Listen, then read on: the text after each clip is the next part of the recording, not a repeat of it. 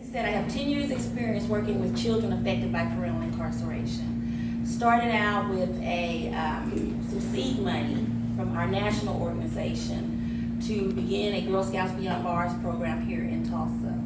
I myself was never a Girl Scout before that time. I actually started out in prison ministry working with women who were incarcerated themselves. And the one thing that they would always ask me to do at these sessions was to pray for their children. And my mindset at that time, well, because none of them ever said they did not commit the crime. I've not met one woman that said, I'm in here for, it was a setup. They usually admit that they did the crime. So my mindset at that time was, of course, for salvation, because they had done some wrong. And then when I met the children, when this opportunity came up to where I could work with Girl Scouting and take their children to see them, I thought I was providing a need for these mothers. I had no idea what I was getting to do. I actually was supplying a need for the children. And our whole program is about the children. I'll give you a little, I'll bring you insight to my world. One of the first girls that I registered to be a Girl Scout who had a grandmother actually incarcerated, but this grandmother had been raising the little girl all her life. This little girl, her name's Yesenia, and she was 8 years old.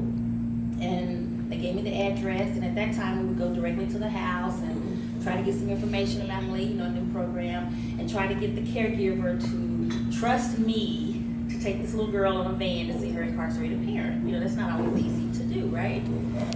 So I get in the neighborhood, and literally there are drug addicts. The neighborhood is pretty much, I grew up in North Tulsa, so I've seen quite a bit. I'm not a stranger to crime areas.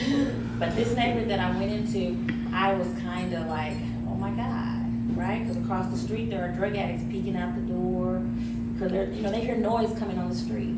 A lot of the houses are boarded up and the grass is overgrown. But then across the street, the address that I was going to, it was a picket fence. It was a white house, kid you not, with a little picket fence, and there was a little girl playing out in the yard. And that was the house that I drove up to. And the grandparent was sitting on the porch, and she was elderly, and began to tell me the story of why this girl was being raised by her grandparent. She was raised by her grandparent because her mother had died at 19 years old in a tragic car accident on Riverside. The grandmother began to raise the granddaughter. The grandmother was a drug addict herself, and grew up in this neighborhood. So in turn, it did some crimes which led her to be incarcerated. So here you have a great grandmother raising this little girl. So I go in the house and tell them about the program. The grandmother takes me to the room, and then in this little girl's room, because I'm a friendly person, so when I talk to people, I like getting to know people. So I'm speaking to the family, and they begin to tell me the story, and I won't go into that detail with you.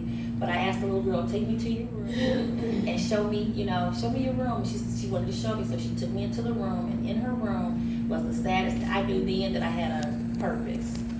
In that room she had a picture of her mother, who had died in the accident, and she had a picture of her grandmother, who was incarcerated, and it was like a little shrine to this little girl. So she didn't really have, she's at a third generation raising her, who knows not what to do. And this little girl did nothing wrong. And that's what I want. As you hear my story, as you hear this, remember that the little children, they didn't do anything wrong. She was just born. She was born into circumstance. That's it. And the goal that we do with Girl Scouts Beyond Bars is our whole main focus is to stop intergenerational incarceration. We do not want these children, because of their circumstance, to end up being criminals themselves and become incarcerated in the state of Oklahoma. That's the simplicity of the whole program. We do that. You all are aware, but Oklahoma is #1. You hear it all the time because it's in the paper, it's on TV. Hasn't changed in 10 years since I've been doing this. They're #1 for incarcerating females. Now, these are not serial killers. Some of them are murderers, don't get me wrong. There's some horrific crimes that can be committed. But 80% of the families that we're serving are for nonviolent crimes, and a lot of it has to do with drug addiction. The painkillers. I mean, it's overwhelming sometimes. we serve currently in our program, then they'll think before they begin to do some things. Because if you remember, if their parents in there for drugs, these children grew up in some homes like I told you just about, the neighborhood that I went in. They're living in the house where the person's peeking out the window and the drugs are going on in the house. And these children almost had a mindset before I met them that crime is bad, but certain crime is good. And you know that's not true. You know that's not true. It is okay to commit a crime. And so that's the lesson we teach them. Your mom did not have to steal to buy you tennis shoes and feed you.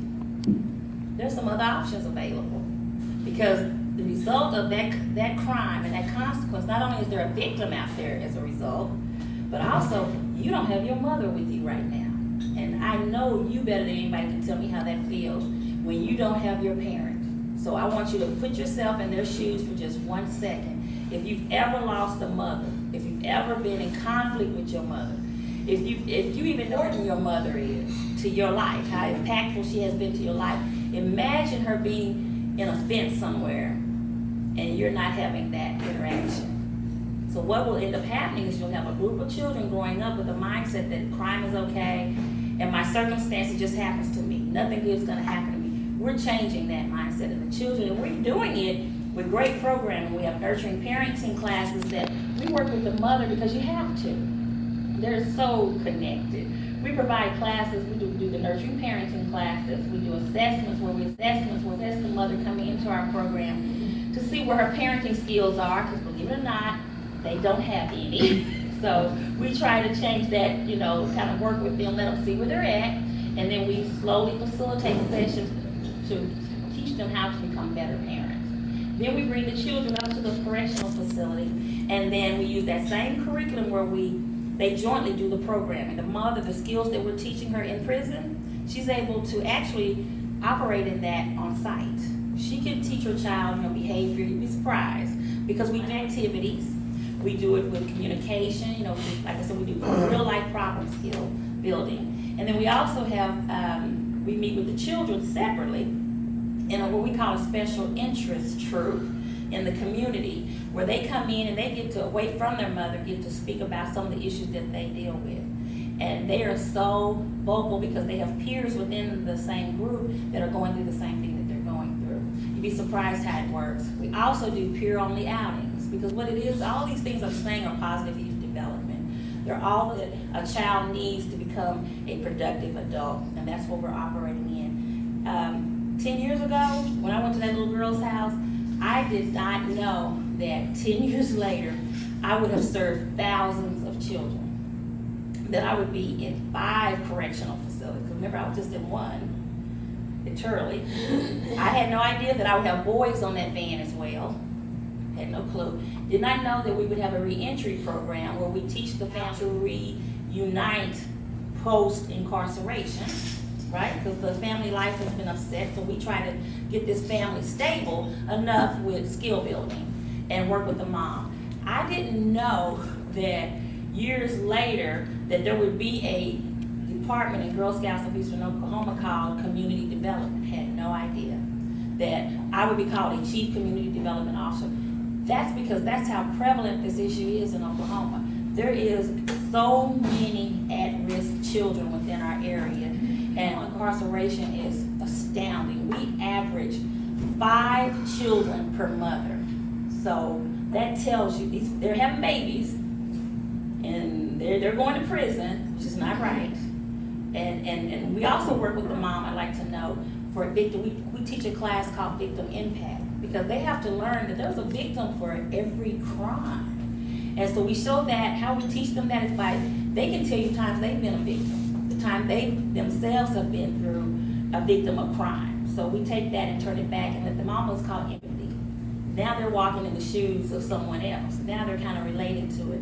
And they realize, believe it or not, how important their children are.